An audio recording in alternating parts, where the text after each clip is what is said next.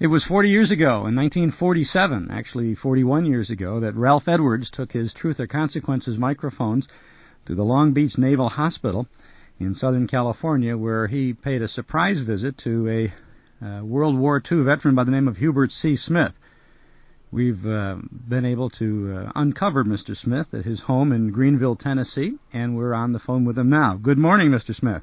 Good morning, sir. How are you this fine day? Fine, thank you. Christmas time coming once again, as it did back in 1947. Yes. Perhaps some changes in your life since at that time. Oh, yes. Quite a few. Let me ask you about that special broadcast of Truth or Consequences before we talk about some other things. Were you really surprised? Oh, yes. I knew I was to be on the program, but of course I didn't realize the extent that it would be involved. I'd had a previous call from one of Mr. Edwards' associates that they would like for me to be a contestant on the program. Okay, but you didn't have any idea they were going to bring in your family and friends and do all of that sort of thing. Oh, no, because I was a young 19-year-old and didn't realize that they would spend thousands of dollars to fly your family. That must have been an awfully nice surprise for you. Yes, it was. And, of course, as we heard in the broadcast, you certainly were moved, and all of those folks from your hometown coming by the magic of radio into your hospital room certainly, I guess, made a Christmas for you, didn't it? Oh, yes, it was a surprise, and it was one that I've always remembered. Did you ever find out how or why you were chosen? Well, I suppose it was because I was one of the seriously injured patients there in the hospital and had made some progress toward recovery, I suppose. I don't know. Mm-hmm. Mm-hmm. Well, you were rather seriously disabled at that time. How have you progressed over the years? Well, I'm still a quadriplegic and paralyzed in of all four extremities, and I'm able to get around some with the aid of a walker. Of course, I require assistance in daily activities. Mm-hmm. You have remained in your hometown then all those years, haven't you? Well, yes.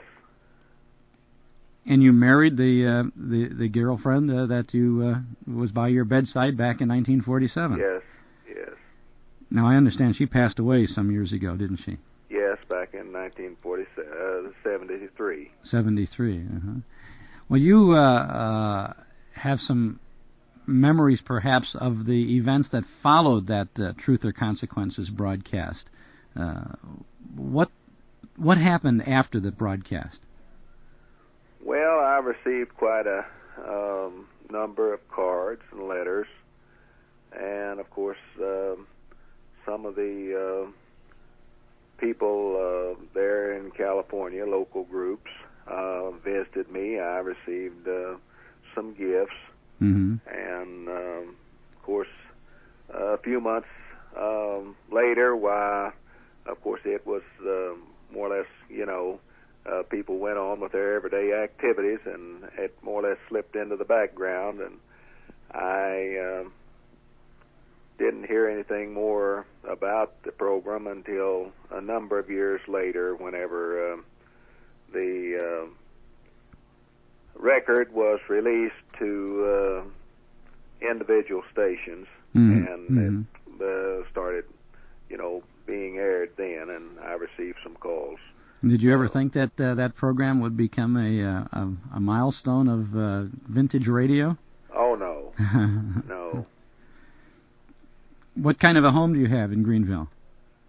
Well, we have a small, it's a 6-room frame house, and where I live, and just average home. But you're getting along okay these days. Well, I manage. I manage. you sound fit. 19. You were 19 back in 47, so you're a senior citizen now, right? Well, yes, more or less. Well, on behalf of all the folks who have heard that broadcast, either in its original programming back in 1947 or through the years or on our program just last week, I want to thank you for your service to the country. That certainly was a representation of all of the boys who served during World War II and who certainly were much respected and thought of highly by the folks at home and, of course, by their fellow servicemen. You were in the Navy, and how long did you serve in the Navy? I was in the Navy 3 years. 3 years altogether. So, did you enter the Navy prior to the war or after Pearl Harbor?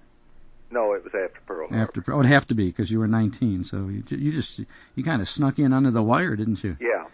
Did you have to get permission from parents or anything to join the Navy? And they gave you their permission. Yes.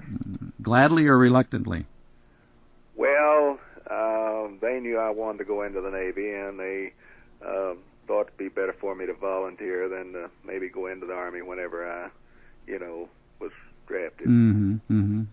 Did you? What ship did you serve on? Oh, I served on a couple of ships. I served on a minesweeper, and the last ship that I was on was the USS Nantahala, which was an auxiliary oiler. I see. Well, I want to thank you very much for taking a little time out of your Christmas week activities to share some memories with us and to let us thank you for your role in not only, of course, World War II, but in what we call today the good old days of radio. Thanks very much, Hubert Smith. Well, I appreciate your call. Nice to talk with you, and have a good holiday. You too, sir. Thank you very much. Thank you. Bye-bye.